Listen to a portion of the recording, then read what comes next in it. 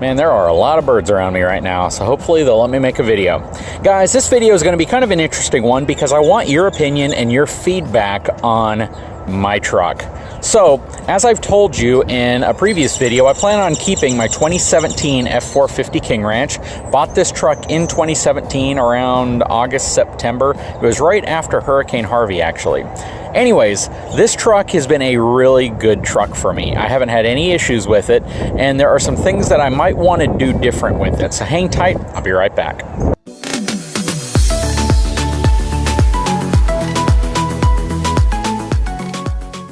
All right, so I've had this truck now for about 2.5 years, and I've done a lot of upgrades to it, and I've added a lot of accessories to the truck. A lot of them you see from the outside: the road armor bumper, the Warn winch, road armor bumper in the back, way-safe hitch, emergency light with a special mount to allow it to magnetically attach to an aluminum truck, better built toolbox, replacing the weather guard toolbox that I had on the truck, bed cover, bed rug, access bed rug, which is their version of it. I have racks on the inside of the bed, all sorts of different things, TPMS system, airbags. My question is, should I keep all the accessories that I currently have, or should I remove some of them and try some different accessories?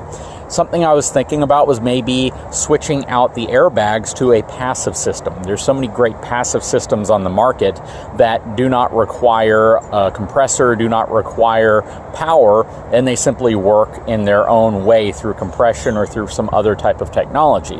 Should I use those? Should I swap this out? Should I try a different bed liner material? Should I try a different bed cover? What is your take on it? Do you think the truck is good the way it is and I should just keep it the way it is? Or should I remove some of the accessories that I've added to the truck and try some new ones, try some different forms of technology on my truck? I did not put the silastic springs on this truck. That's a very popular video I have from several years ago where when I had my white F450, I had installed silastic rubber shackles, which are a really cool kind of a torsion style dampener that improves the ride of these heavy duty trucks. I put it on my white truck and it definitely improved the ride, but there's reasons why I didn't put it on this truck. And let me explain why I probably won't do that, even if that's something you guys recommend.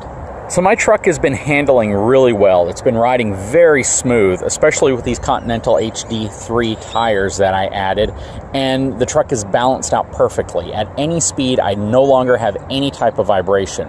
Well, partially that is due to a piece that Ford also installs on the truck, which is under here. Let me get to it.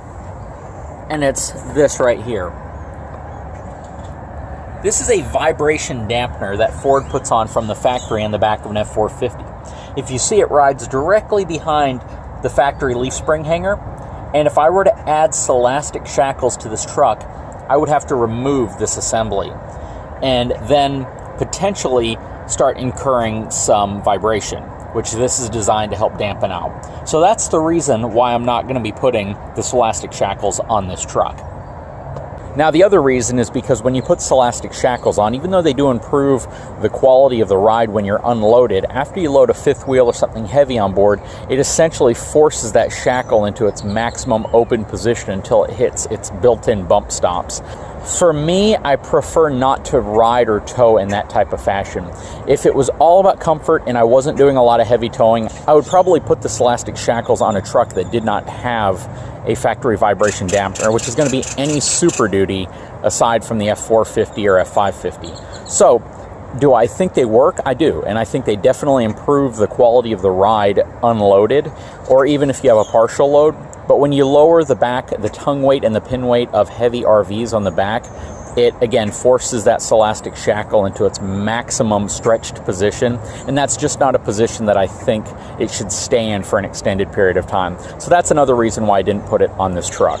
But yeah, guys, I would love your feedback. Let me know what accessories you think I should try on my truck. I'll reach out to the manufacturers. I'll let them know that I'd like to do an honest review and evaluation of those products. I've looked at things like sumo springs, other accessories as well, maybe timbrins, which I've done on my F450 that I used to have, the white one.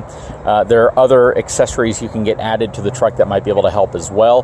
But if you're considering it, if you've looked into it and you think it might be worth me doing a review on this truck, let me know. Let me know if you'd like me to change up some of the accessories on this truck to try some other products that might be on the market to help improve towing, improve safety, improve reliability, things of that nature. Just keep one thing in mind, that I do use this truck to haul a fifth wheel, I use it to haul a gooseneck, and I use it to haul trailers. So anything that you suggest has to be compatible with those situations. I can't put a lift kit on this truck or something that's going to make it more difficult to haul a trailer simply because it's an accessory that you like or because it looks good. It has to be compatible with gooseneck or conventional or fifth wheel hauling.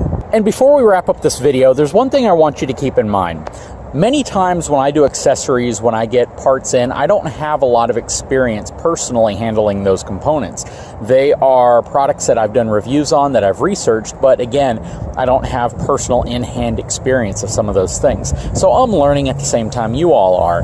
Oftentimes installing these accessories is a learning curve for me as well, because I don't have any knowledge of how these products are supposed to have been installed. So I'm simply following the directions just like you all are. So that's a big part of my channel, to go over some of the challenges that I may incur when I'm getting these accessories in and trying to install them myself.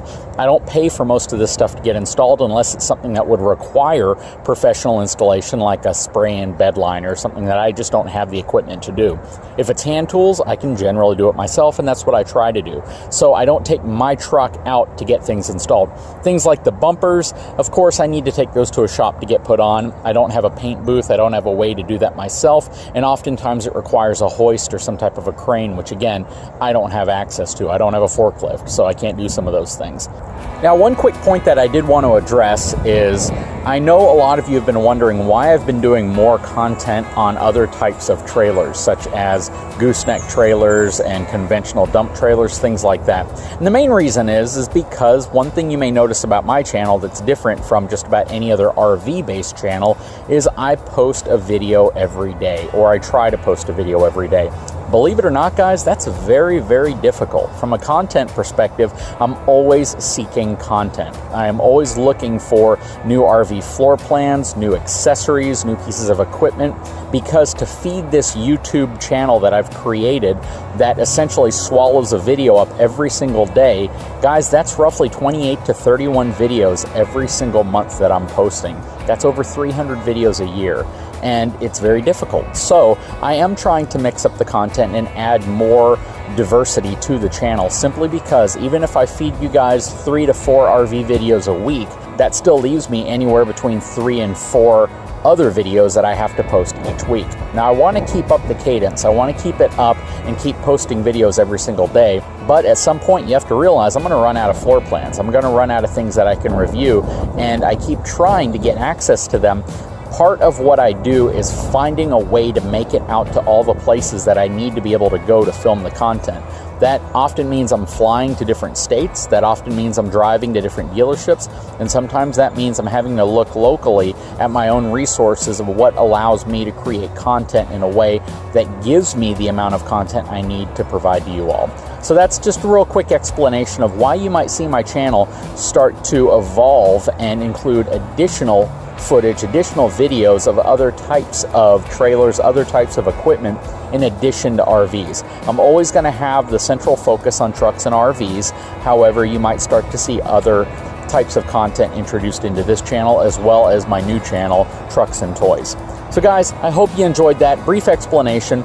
And again, give me your feedback, give me your comments, let me know what you'd like me to do with this truck, as well as any other truck that might be on the market that I might have access to.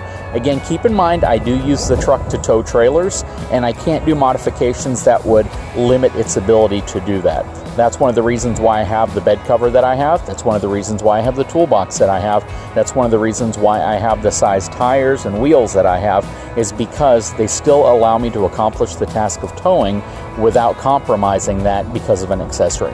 Anyways, guys, I hope you enjoyed this video. I definitely want your comments, your feedback, and your opinion on this topic. If you haven't had a chance, please take a moment, subscribe to my channel, give me a thumbs up. We will talk to you again very soon.